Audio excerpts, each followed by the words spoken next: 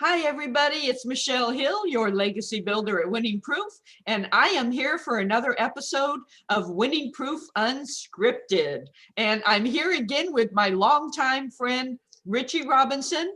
He's out of Denver, and I want to start, Richie, with asking you, what's the weather like in Denver right now? Oh man, Burr. It's Denver, y'all. So with Denver comes snow. And it snowed for the last couple of days. But it's nice and cozy, but it is pretty cold. So I'm thinking around 30 this morning. No, 25 degrees this morning. Wow. Okay. It's 27 here in North Okay. Carolina. So, yeah, Right. we're about to close, but we have not gotten snow, and you have already.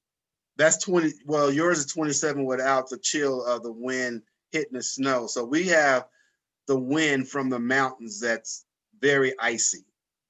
Ooh. So our 25 is like maybe it would be 20 if you came here because it's pretty brisk.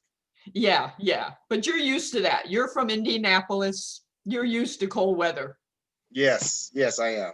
Okay. So what we wanted to talk to everybody, have a conversation today is our journey of being accountability partners. We've been friends for just about 20 years. So it's been a long time. And we've had a lot of experiences together with cooking and with my first business, which was a cookie business, Michelle's Cookie Kitchen. And so Yeah. we've had a lot of different, business experiences through the years. And so today we want to talk about some different things. So when we first started this accountability uh, relationship, I guess you could say, it was probably in June of this year, somewhere in there. And we used to call or text each other the day before to say, are we on for tomorrow? Are we on for tomorrow?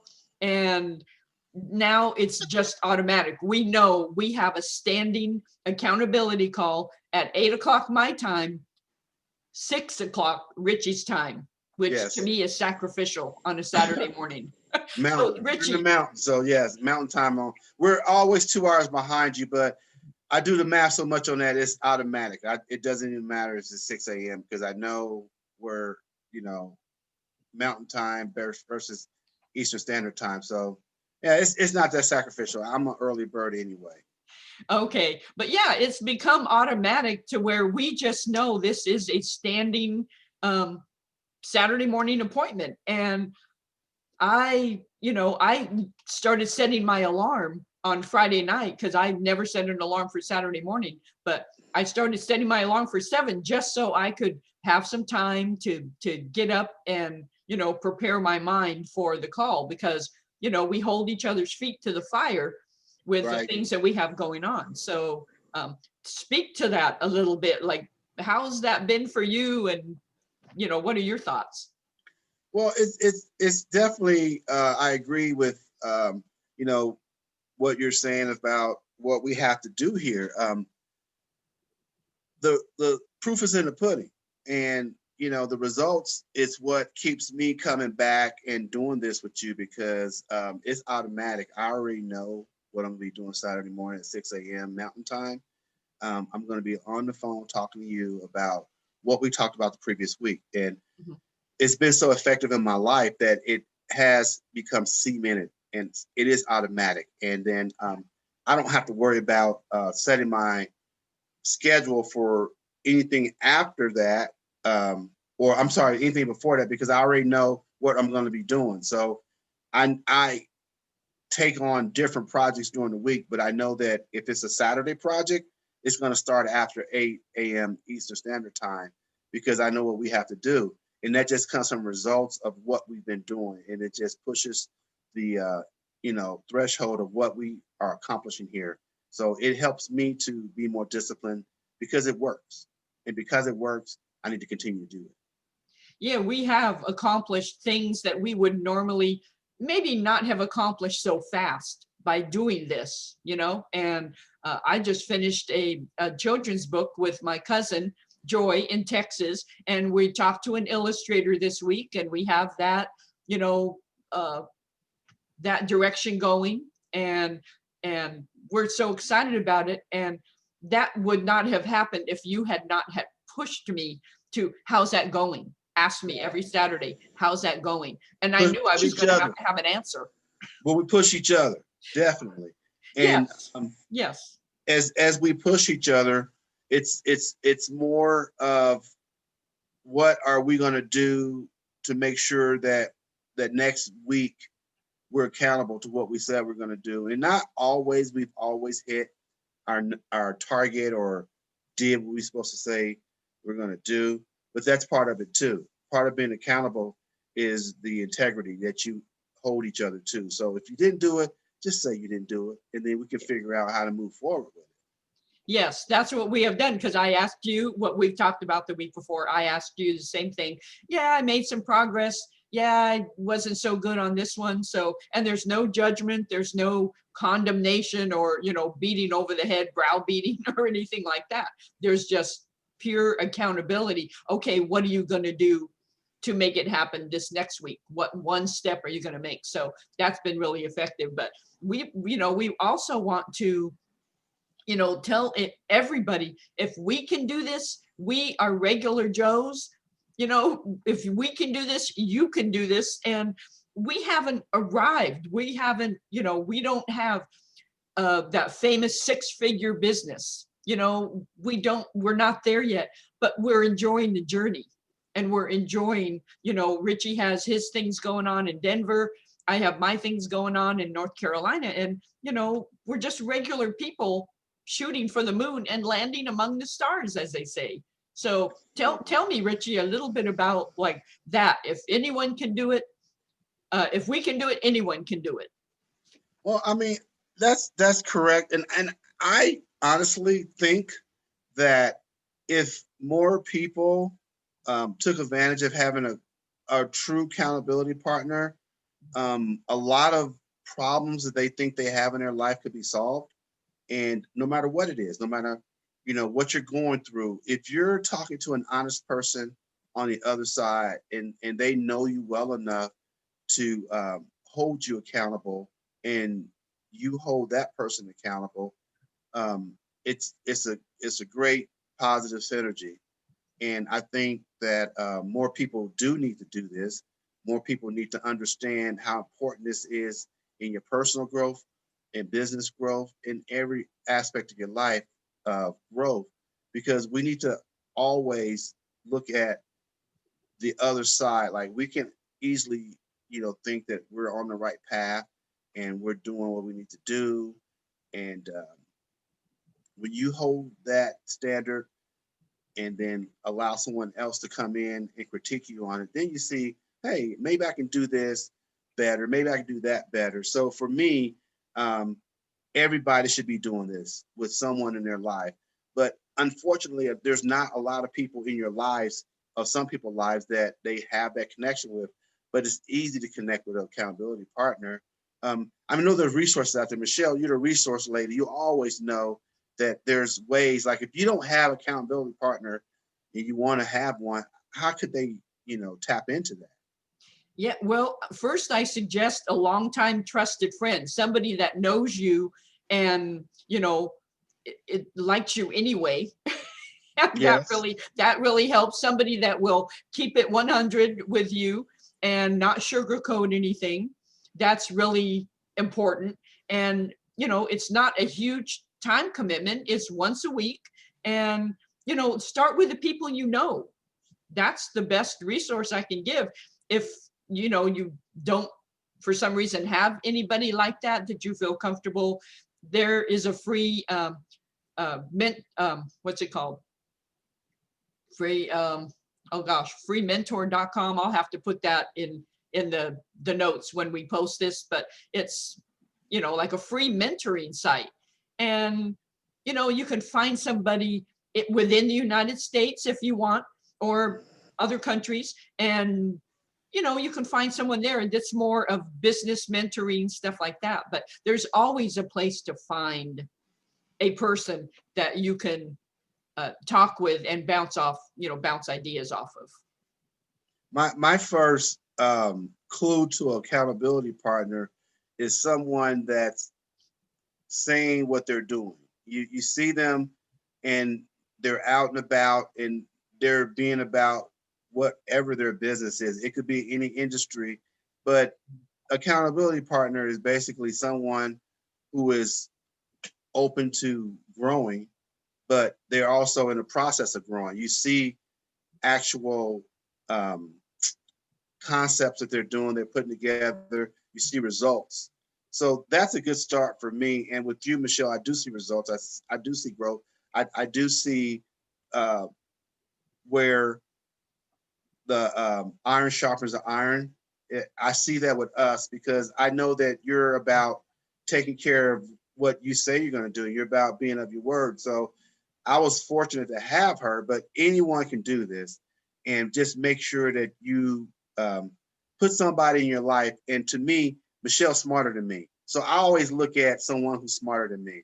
So that's a clue for anyone out there who wants to do this. You can do it. Yeah, well, thank you. Thank you so much. And I don't know about that, but, you know, yeah, we have seen each other grow and expand and fall and get back up Right. through the years. And I think that's what's key, is that you just keep on, you know, friendships that aren't real just fall by the wayside. Yep.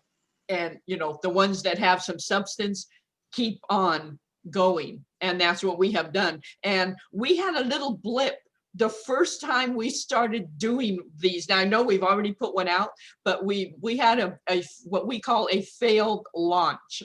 Yeah. And so it was, and we can laugh about it now, but it was kind of stressful at the time. Do you want to start, Richie, and kind of explain what the circumstance was, and then I can, you know, kind of share what I was going through. Well, I used to snowboard with some guys back in California, and we had really good runs. They would look at me and say that was epic. You know, I always love that word, epic. I'm like, okay, I like that. So on the other scale of the term epic, our failed launch was epic because it was our first podcast, and we had been talking about it and prepping for it. And it just didn't happen. I overslept. You know, human nature, man. Go figure. I had my alarm set, and it didn't. It went off, but I didn't have my volume up. So I overslept. I woke up in a panic. Knew exactly what had just happened. Called my friend Michelle up, saying I'm sorry. She had got up, got ready. You know, she's a beautiful woman, so she likes to prepare herself. It takes time. It takes time to paint the house. She keeps telling me that, and I'm understanding that. And that is, I wasted her time, wasted my time, and it just seemed at the moment that it was the end of the world, but it didn't work. We were not able to do our first podcast. I let my friend down. I let myself down, and it was, you know, it was hard to recover from that, but we did. We did recover because this is our second podcast, and we redid our schedule, and we rescheduled for maybe the next week, and we were fine. But that's part of what I always talk about success, but the opposite of success is failure. So in order for us to be here, we had to go through some failures, and that was one of them, that failed launch.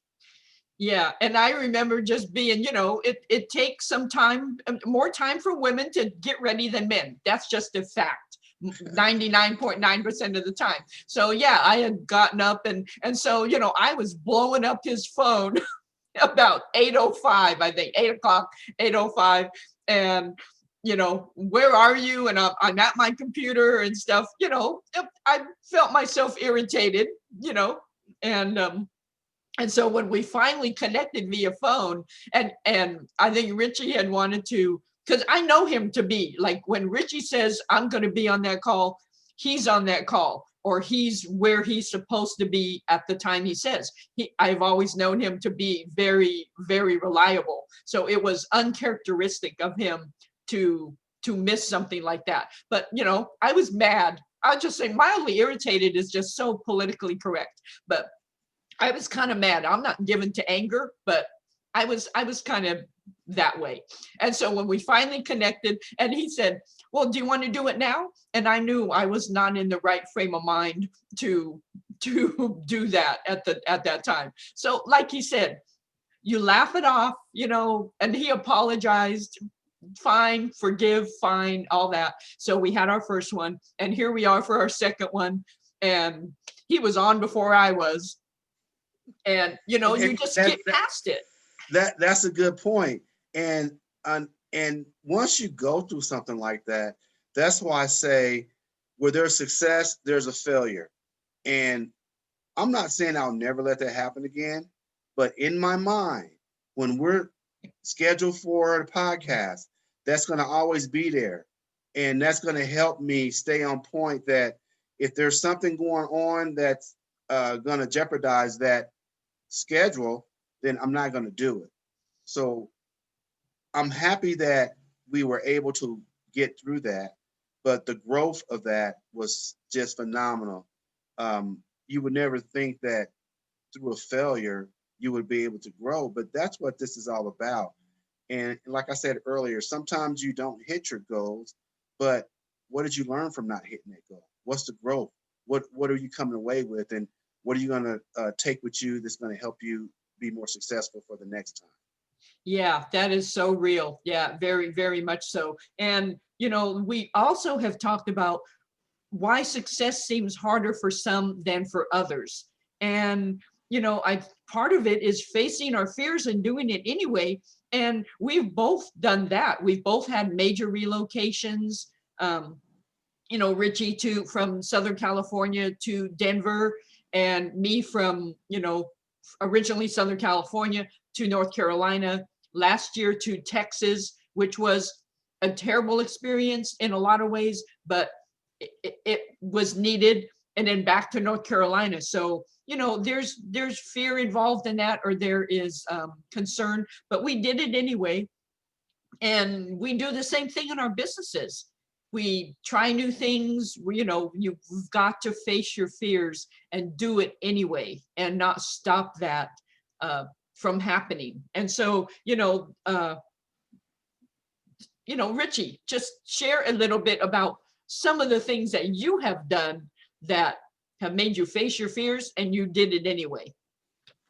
Well, the failed launch was definitely one of them. And, that was fuel for me to continue to do this and not allow, circumstances to sway what I need to do. But also, success for some, it seems like it's easier for some people to be successful, but it's never easy. The struggle is the same. It's just sometimes it's different aspects for different people. Being uncomfortable, doing things that you don't want to do. Things that you don't want to do are the things that you need to do the most. Those are the weakness or the weak areas of your life where you need to strengthen. And then the strengths, sometimes we tend to do more of the things that we're strong in because we're comfortable in that. But part of that is the people that are more successful and it seems that they're easier for them, it's because they discipline themselves to do the things that are uncomfortable for them, the things that are hard. Like when they get beat up in a certain area, they go straight back to that area and work it out. So I think that's more of, it appears to be easier, but it's not. It's just there's a mastering the mundane is one of our phrases that we like to say. The things that you need to do every day, discipline yourself, no matter how much you don't like it, no matter how much you fail at it, you keep doing it until you're successful. So that's what successful people, that's one of their equations to how they become successful. Yeah, and I remember back in the day when I had one of my first jobs after I was divorced. It was 2000, maybe the year 2000 or so. Yeah. And, I was required to take a software class. I don't think that way. I'm a creative. And so I was in this class. I was lost from the time the instructor said hello. And it was terrible. And I remember being like after that course or whatever it was that was over, I remember going back to my car and just sobbing my eyes out, and then calling the supervisor that required me to go to this course, and and I'm telling her, I don't know anything, I don't know. And so she And was, you know, uh, trying to be understanding, but I felt like such a failure and so stupid after that class, because that's not how my mind thinks, and it was so unnatural for me to do that. And but here I am. I know right. software now. I mean, I know, some stuff that I didn't know before, but you get past that. If I would have stayed there, I would have probably, still been a receptionist in a low paying job, not wanting to do anything. And so that served, you cannot let your fears stymie you and stop you from going forward. And Richie, you have a story about your first catering job too that I would love for you to share. Well, it's funny. You that when you said that you were lost at hello, it reminds me of Jerry Maguire when she said you had me at hello, which is totally opposite for what you experienced. So that's kind of funny. Yeah, so I, mastering the mundane, mastering the things that are uncomfortable.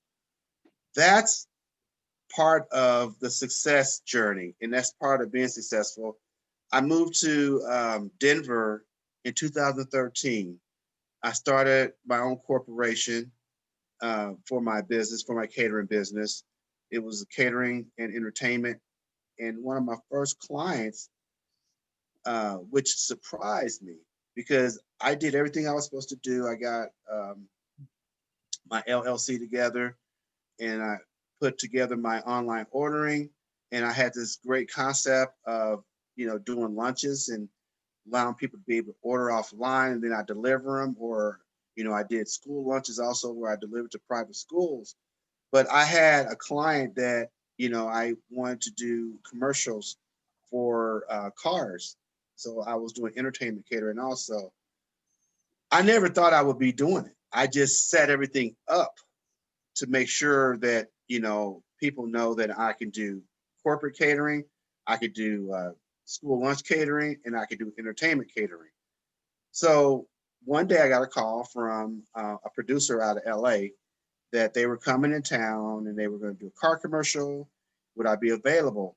And not knowing anything about it, I mean, I've had experience working with other friends doing it, but not as a sole proprietor doing it on my own with my own business. I said, yeah, I'm gonna do it. And they said, okay, this is the date, this is what we need, and we'll see you then. Hung up the phone. And that's pretty much how the entertainment business run. They're very nonchalant about, setting it up. Once they know that you're going to do it, then they trust that you're going to do it. It's a small world, word of mouth, and they probably got my name through somebody back in LA when I was doing it. So I called my buddy up and I told him, hey, I just got this job. I don't have any equipment. I don't have a truck. I don't have nothing. I barely had enough money to even start the business. So that lets you know where I was at as far as buying equipment. So to his, you know, advice, he said, "No, you're not ready. Don't do it." And I said, "Oh, I don't know. I think I'm ready. I just feel a little funny about it." And that's that thing, that uncomfortable spot. That was me being uncomfortable. I felt very uncomfortable, but even though I felt uncomfortable, I needed to push through it. And I knew that personally because this was one of the biggest jobs I would ever have. This was the first job of my business, kind of debuting my corporation in the entertainment industry. And I wanted to make sure that I was there and they knew that I could do the job. So he told me no. Um, at the time I was married, my wife had told me no, no, you shouldn't do it. You're not ready. You just got started. And they were right. I just basically started my corporation. I was maybe 3 months in and no money, no equipment, no anything. So I'd already committed to these guys that I was going to do it. I had a start date to do it. So I got it on Craigslist, found a truck, found the guys to rent the truck from. I got a deposit from the movie company to get everything started. The deposit they gave me started my company. Literally, I was able to go out and buy everything I needed as far as utensils and food and everything it takes to get a couple of days going. So I did that, met these guys at the job site. I never knew they had a truck, and then we had an agreement for them for me to rent their truck for the week. Never knew them. So everything was just out there. It's like I had to take a chance. Everything was a chance. And I wouldn't even say it was 50-50. It was more like 70-30 with 70% of me to fail, 30% for them to show up, 30% for the guys that I hired that I never knew to do the job, be able to do the job. So the odds were against me. So we showed up to the job and started setting up. And basically, I had no clue of how the production was going to work or anything. So we kind of got through that first day. And in the middle of it, we were serving people. The coffee was cold. The food wasn't ready on time. It was just overwhelming. And I was probably thousands of feet up in the air. I'm in Denver, and they have this thing that hits you. I forgot the name of it, but it basically makes you lightheaded because you're not used to that altitude. It's an altitude sickness. But that hit me, and I just thought the world was going to end. It was under a lot of stress. This was a multi-million-dollar production, a major car company. It was Land. I can tell you now, it was Land Rover, and they were doing a major campaign there. And I just felt like I just want to just hide, stick my head in the dirt and just hide. So I just broke down and just started crying. Nobody was around. I was like, I can't do this. This is just too much. I don't know why I even said I should have listened to my friend. I should have listened to my wife. I can't do this. So I pulled myself together, got through the first day, and it did suck. The guys even came to me and said, listen, man, we always have hot coffee. You got to have hot coffee tomorrow. And that just made me feel like I knew I had failed. I failed the first day because these guys have a job to do. It's cold up there. They love their coffee and they love their hot food. They love to have the luxuries of everything they have in a remote location. That was my job as a caterer, to make sure I provide everything just like you were dining in a 5-star restaurant. So the next day we got together and I said, listen, guys, this is what happened. This is what went wrong. This is what we're going to do. I stayed up all night to prep. Day 2 went perfect. Day 3, perfect. 4, perfect. The 5th day, I ended up making the most money I ever made in my life in 1 week. So I stayed the course. It was very uncomfortable. And I did fail. The first day was a failure. There was another failed launch, but it was just on my watch, my company, my corporation, my reputation. But I pushed through it. And because I pushed through it, it was the biggest payday I ever had to this day in 1 week. So you have to always understand that even in the middle of when you're trying to do a job or do something that whatever your industry is, and you feel like that it's not going to work, it will. But the only time you fail is when you quit. And I just didn't quit.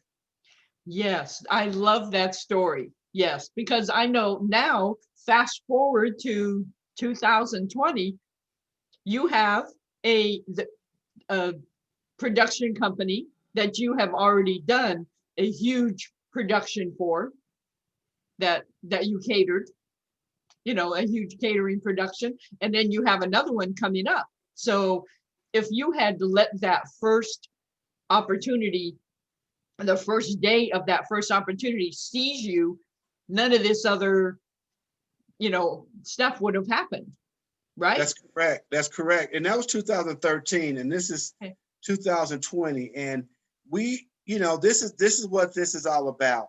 We want you guys to know that we were always able to do the things that we, doing now. Like I have major commercial coming up in January. These guys just call me automatic now. They know I'm going to take care of it. You know, I'm going to get the job done. I'm going to take care of them.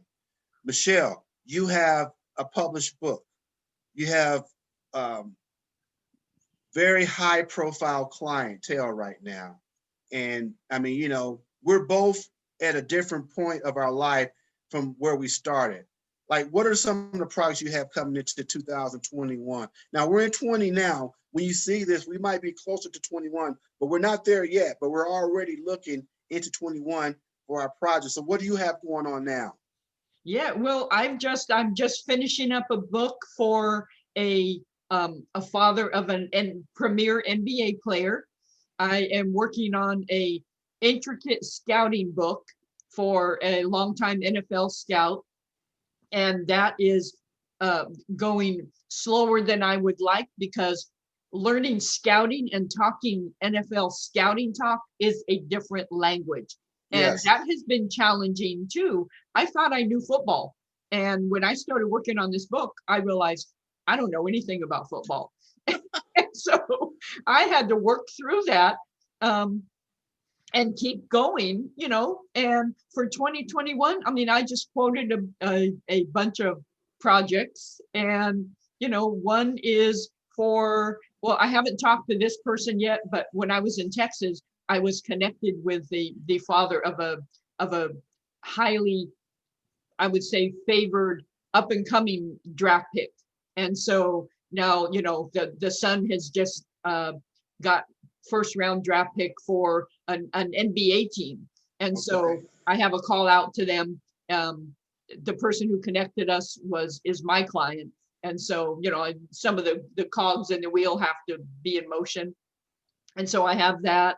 And I just, as I said previously, my cousin and I just finished a kid's book that has been in the works for months. And I was dragging my feet and I was really just leaving it to the end. Like if I got all my work done, then maybe I worked on it. But you know, it's taken a long time. But now it's real and it's really exciting to because we grew up together in LA and used to spend the weekends in each other's houses and to be able to work on a kid's book and you Amazing. know, just see it come to fruition. And then now also in 2021, being able to offer children's books to my clients to, you know, hey, a lot of former NFL players, a lot of former NBA players want children's books. And so I have the whole production set. I can do that. I have all the pieces, the illustrators, the, you know, everything that's involved. So, you know, and also moving into 2021, I'm going to be doing more book coaching and mentoring because, you know, a lot of people cannot afford the cost and the investment of ghostwriting. It is really time intensive and very expensive. And so, you know, I want to get more into showing, let me show you how to do your own book. Let me coach you through it. Let me mentor you through it. You can get this done. You don't have to be a perfect writer. So I think in the midst of this accountability partner, um, you know, the calls that we've had, I think both of us are different people than when we started. I think we're more empowered. You have, you know, you're constantly getting coaching about success coaching and leadership and mentoring. And, you know, I've had my opportunities too. And so, you know, yeah, I just want to encourage people do that because we're different people now than we were before. And, you know, yeah, I just, the same mentor that told you you weren't ready is now encouraging you. Yeah, take that gig. And he knows how far you've come. People in my life, you know, can see the growth in me too. And wow, you're not the same person you used to be. Right. Thank God, you know. So Well, I see. I see. Like, well, you have grown. You're growing. So we talked about this. We talked about the six-figure income. What does it mean for you? Sometimes six figures don't actually mean the same for one person mhm, as it does another. But going into 2021, there's a number out there that you told me about, and this is six-figure income. So what is that income that you were talking about? Well, I don't know. I thought it was, I don't know. Your projected projects, the number that you have for your projects that you have coming into 2021. Oh, okay. Yes. I just quoted probably close to $67,000 worth of projects. That again was really scary for me. I'd have to raise my prices if I want to survive in the business, if I want people to take me seriously. And that has been an area of growth for me, is to charge what I'm worth. That has been a constant area of growth, to realize my value and what I bring to the table, and the care that I really bring to my clients. So yeah, I just quoted, almost $70,000 worth of work. I don't have it yet, but success to me is not that elusive six figures or getting every single one of these projects. It's that I can do a batch of wash in the middle of the day, or go on an errand, or cook something, or, the freedom of time is success. And if that's success, I've already reached that. Of course, we're always going for more. We're, yes, the six figures, to me, if I reach it, fine. If I don't, fine. But I've already achieved success, because success means to me the freedom of time. So it all depends how you define it. How would you define what is success to you? Well, success to me is exactly what we're talking about. We're 15 days, maybe 10 to 15 days out till a new year. And the whole world is waiting for this year to end and the next year to start. So success to me is looking ahead. And for instance, you have already booked $67,000 worth of potential clients. I have a major commercial coming up in January, the first part of January. And I've just finished my Reboot Denver project that we talked about earlier, and it's done. It's ready to be sent to the public access TV, where it's going to be shown. So to me, success is back to the old saying, the proof is in the pudding. What have you done? What have you done, and what have you put out there? And we both have done some amazing things in 2020, and it's on the books. We've actually completed them, and we're already able to look into 21 and see potential income. So that's what success is to me. What we've been doing for the last year and pushing that envelope into 21. And the proof is in the pudding, definitely, because we both have opportunities that we already know about. So that's, to me, is huge. Yes, I am very thankful for you, for being my friend for almost 20 years, and just for, iron sharpens iron. That is for sure. Yes, sir. It does. And when Yes, I'm, struggling in a certain area, I can ask Richie, and he will keep it 100 for me. He's not gonna, say anything other than the truth. And, I can really rely on that. So I'm very, very thankful for that. And, very grateful as we kind of close out. This is kind of like a holiday segment. And, we just want people to really grasp what we're saying. We want to motivate you to just get your own accountability partner, because you don't know what can happen in your life, doing it by yourself and having someone alongside that can, encourage you and hold your feet to the fire. So very thankful. Make sure that person's smarter than you too. We all learn from each other for sure. Now, last question, Richie, how can people get in touch with you? How can they connect with you? Well, there's a couple of ways. The best way is chef, CHEFRR 2000 at gmail.com.